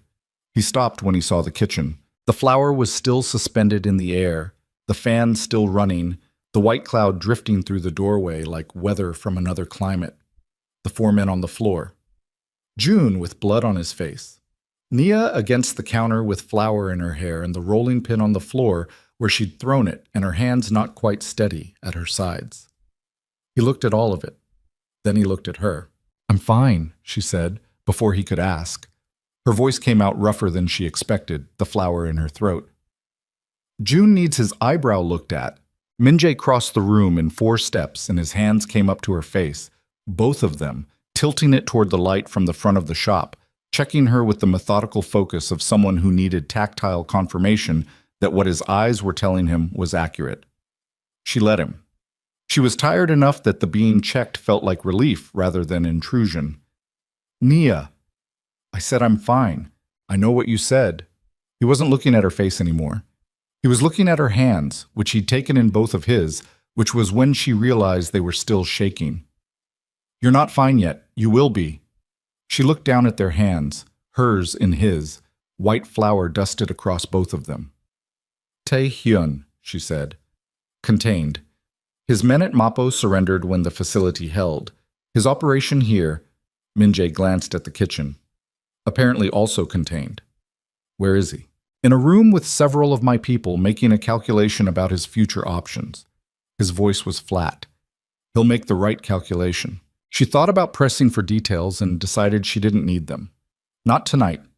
Tonight she had a finite amount of capacity left and she needed to spend it on the things in front of her, which were the flour on her kitchen floor, the broken doors, the missing window, the eyebrow on June's face, and the shaking in her hands that was beginning slowly to ease. "Your father," she said. "He's safe. I had him moved before I came here." He paused. "He wants to meet you." She looked at him. "Now?" "Not now." The faintest movement at the corner of his mouth, the almost smile she'd learned to read as the realest version of warmth he had access to. "When you're ready." She looked around her kitchen, at the destruction of it, the flour and the chaos and the men on the floor being zip-tied by Min-jae's people. At the proofing oven that had shut off, the copper pots, the marble counter with its thin coating of flour dust, the magnetic strip above the prep station missing the rolling pin she'd thrown across the room. 3 years of this kitchen.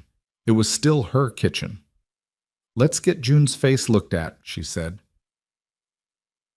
Okay. The next 3 weeks were a different kind of hard. Not the acute, adrenaline-soaked hard of the night. Honey and hearth became a battlefield. The chronic kind. The kind that required showing up every day to a space that was being rebuilt and making decisions about flooring and windows and display cases while her hands were still remembering what it felt like to hold a rolling pin at 2 a.m. with men coming through her door. She had nightmares for the first week. Not dramatic ones, not the movie kind, just the one where she was in the flower cloud and couldn't find the second man, and the breathing sound kept moving, and she kept adjusting her position and never closing the distance, and she'd wake up at 4 a.m. in the apartment above the bakery and lie there in the dark until the city started to come back to life outside. She didn't tell Min-jae about the nightmares. She wasn't ready to. She filed them under processing and got up at 5 and went downstairs and worked on the rebuilding, which she'd decided to do herself rather than hand off to contractors for the parts she could handle. The flour came up after 3 cleanings. The walls were repainted the same cream she'd chosen originally. The new display case was slightly larger than the one it replaced, which she'd decided was either an upgrade or an indulgence, and had settled on calling it both. Dana came and helped paint the walls on a Saturday, which mostly involved Dana painting very precisely and Nia painting with less precision, and both of them talking about everything except the things they weren't ready to talk about yet. And it was one of the better days of that stretch. Min-jae came every other day. He didn't stay long. He was managing the aftermath of the war, which was a full-time occupation, the consolidation of territory and the negotiation of new arrangements and the dismantling of what Seong-ho had built over 11 patient years. He came, had coffee, watched the rebuilding. Sometimes he helped with the physical work, which she found she didn't mind. He was good with his hands in the practical sense, the structural sense, and watching someone who operated the way he did apply himself to the problem of a door that hung wrong on its hinges had a quality she didn't quite have words for. She didn't ask what happened to Seong-ho. She asked once, indirectly, about Tae-hyun, and Min-jae told her the Cheongsa group had agreed to terms, which she understood to mean the war was structurally over, even if the map was still being redrawn. She didn't ask for the details of the terms. She was building a relationship with the knowledge that the details existed and that she didn't need all of them, which was a different kind of understanding than she'd had before all this started. She'd started everything before, with Marcus, with the move to Seoul, with the bakery, believing that if she could see all of it, know all of it, map every variable, she could keep herself safe. She'd been wrong. Safety didn't come from knowing everything. It came from knowing yourself well enough to move in the dark. She'd moved in the dark. She'd done okay. But Honey and Hearth reopened on a Tuesday morning in late May. She'd thought about doing something to mark it. A ribbon, some kind of announcement, the small ceremony of a second opening. She decided against it. The bakery didn't need ceremony. It needed bread. She opened at 7. Mr. Yoon from across the street was there at 7:04, exact change in hand. Red bean pastry consumed standing at the counter the way he always had. And that was the ceremony. That was exactly the ceremony. Bora came back. She'd been apologetic about being unavailable during the rebuilding, which Nia had told her was unnecessary because she'd been told not to come in, which Bora had seemed to take only partial comfort from. She came back now with the energy of someone who had been waiting, and Nia was genuinely glad to see her, glad for the return of the rhythm of two people working a space that was meant for two people. By 10 in the morning, the shop smelled right again.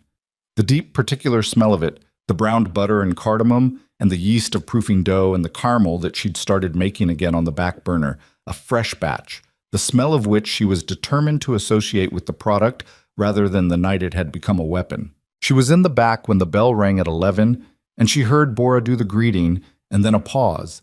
And then Bora came to the kitchen doorway and said, with the carefully neutral expression of someone who had been working here long enough to understand certain things, "There's a man asking for you." "Min-jae?" she asked. "Older," Bora said. He was seated at the table by the window when she came out. Not Min-jae's table, exactly.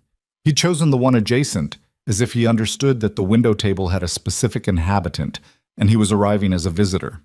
He was in his late 60s, she thought, with the architecture of what Min-jae would look like in 40 years visible in his face.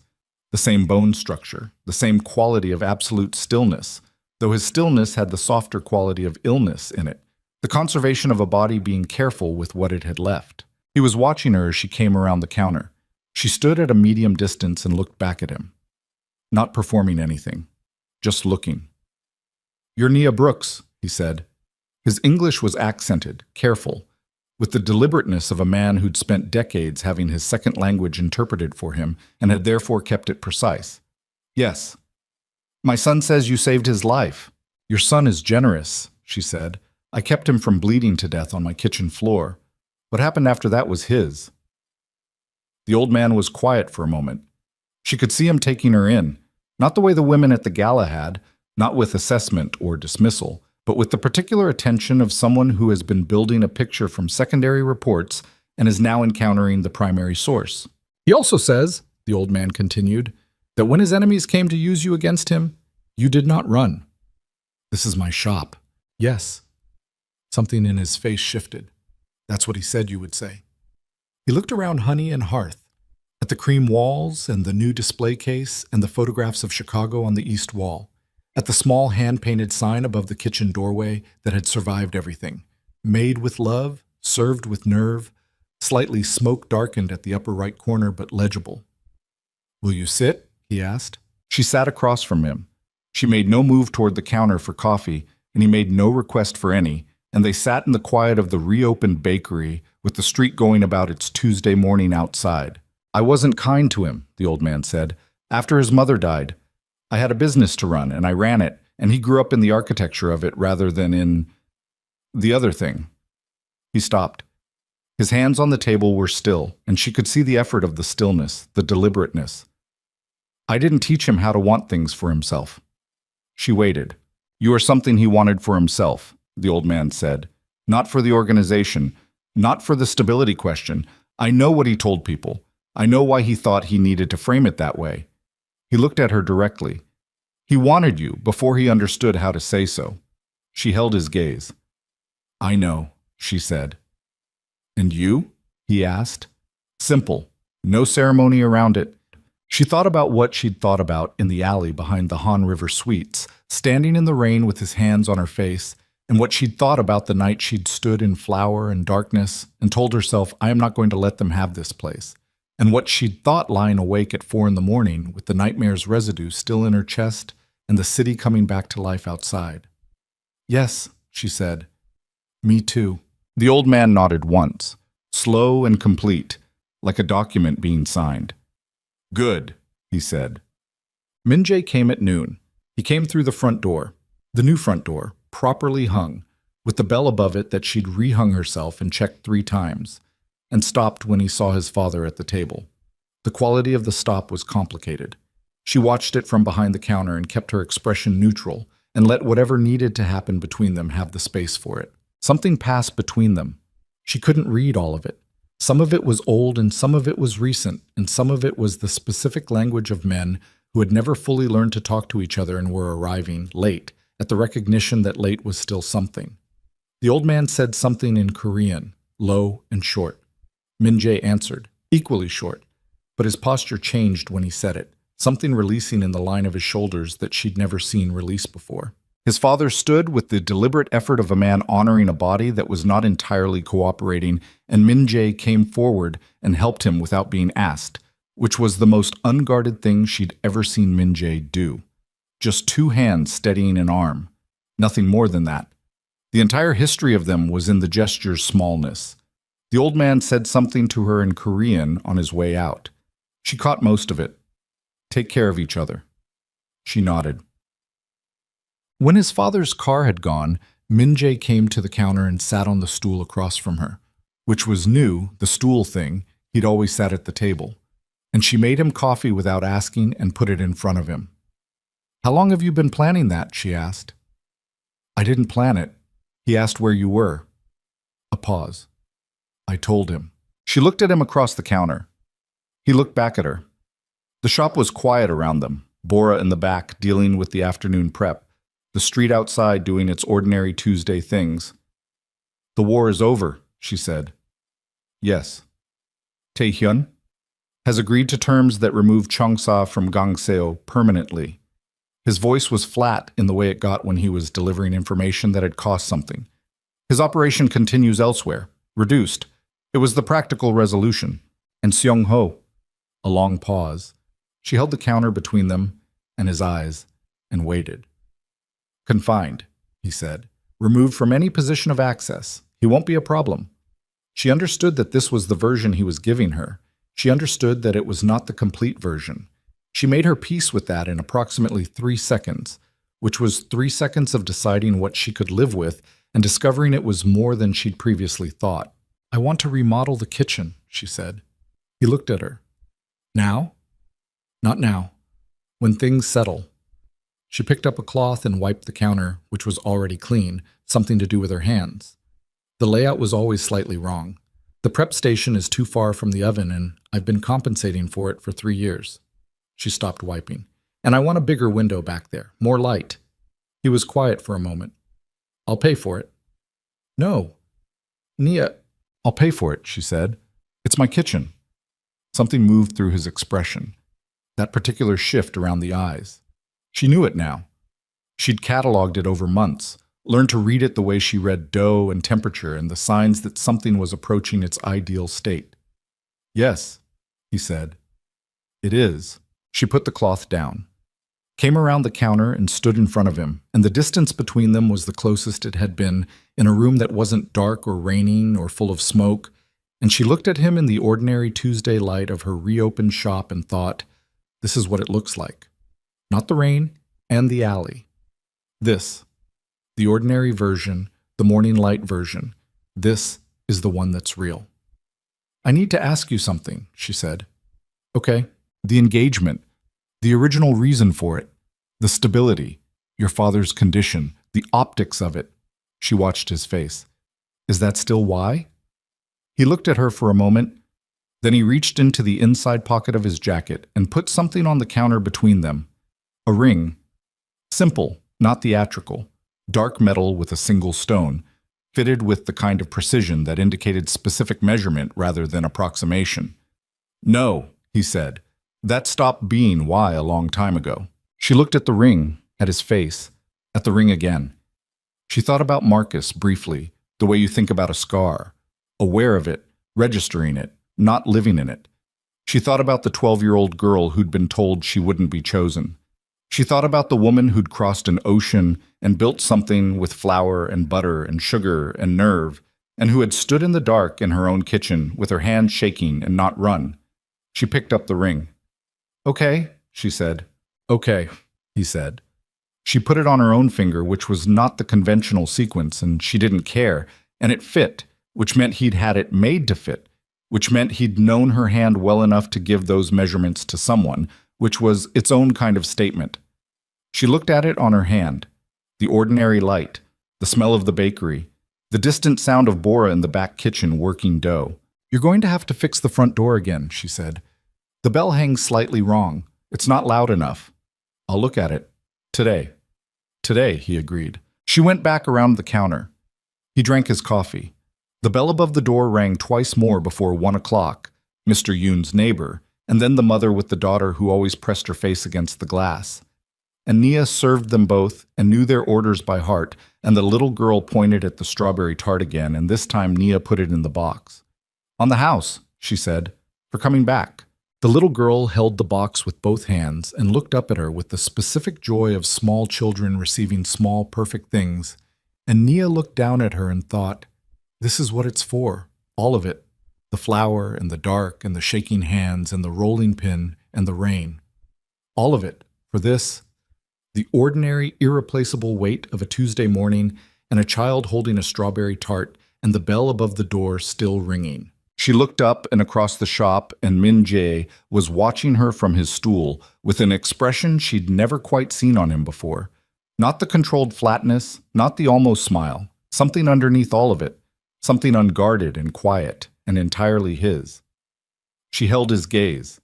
He looked away first, which was new. She filed it under progress. Well, 6 months later, a coastline. The wedding was small. She'd wanted small, and he'd understood small, which was one of the things, one of the accumulating things that she'd stopped being surprised by and started simply receiving as information about who they were together. 20 people. Dana, in a green dress, crying with the efficient efficiency of someone who had decided crying was appropriate and was committing to it. June, with the scar healed to a thin line above his left eyebrow, standing very straight in the back row. The old man in a chair at the front, with the oxygen he now needed and the absolute stillness he'd always had. Watching his son at the end of the aisle with an expression she caught once and looked away from because it was too private to observe. She wore what she wanted to wear. She'd had it made by the same designer who'd made the burgundy dress, and she'd given the instructions herself this time. No intermediary, no Ms. Cho translating her specifications into someone else's vision. She'd sat across a design table from a woman with pins in her collar and fabric samples spread like a landscape, and she'd said, "This is my body, and I want something that knows it." And the woman had looked at her for a moment and then picked up her pencil and started drawing. The dress was ivory, and it was hers. She walked down the aisle the way she walked into her kitchen at 5 in the morning, like she knew exactly where she was going and had made her peace with the distance between here and there. Her father wasn't there, was in Chicago, too sick to travel, and she carried that with her the way you carry things that can't be fixed, present, and weighted and not ruining the day. Dana had squeezed her hand before they separated, and that had been enough. Min-jae watched her come toward him. She watched him watch her. By the time she reached him, she understood that she was done with the instinct to look away. Done with the instinct to minimize the space she occupied. Done with the calculation of how much of herself was too much.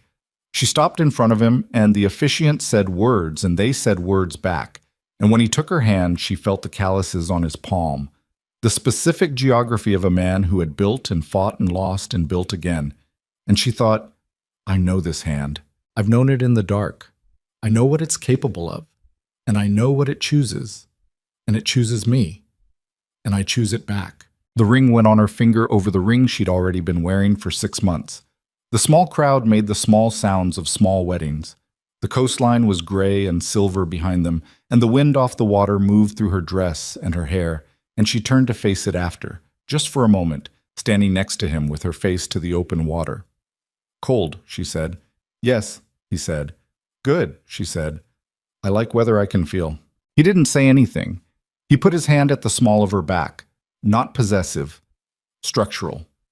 The way you brace something you're not willing to see fall. She leaned into it slightly, just slightly. The amount that was honest. The water moved, the sky moved. The 20 people behind them were eating canapes that she'd specified herself. Honey brioche with 3 different toppings, because no one else was going to make the food decisions at her wedding. Later, in the car going back to the city, she fell asleep against his shoulder without meaning to, the accumulated weight of 6 months and 1 day finally finding the moment to set itself down. She was aware of it happening, the slow pull of it, the giving in, and she let it. And the last thing she was conscious of was the sound of the car on the coast road, and the weight of his shoulder under her head and his hand, still, at rest against hers in the space between them. She slept without dreaming. The city came toward them through the windshield, its lights multiplied on the wet road the way Seoul always was in the rainy season, brilliant and scattered and more itself for the reflection, and Min-jae watched it come and kept his hand where it was and didn't move. Honey and Hearth opened the next Tuesday at 7. Mr. Yoon was there at 7:04. The bell above the door rang and rang and rang.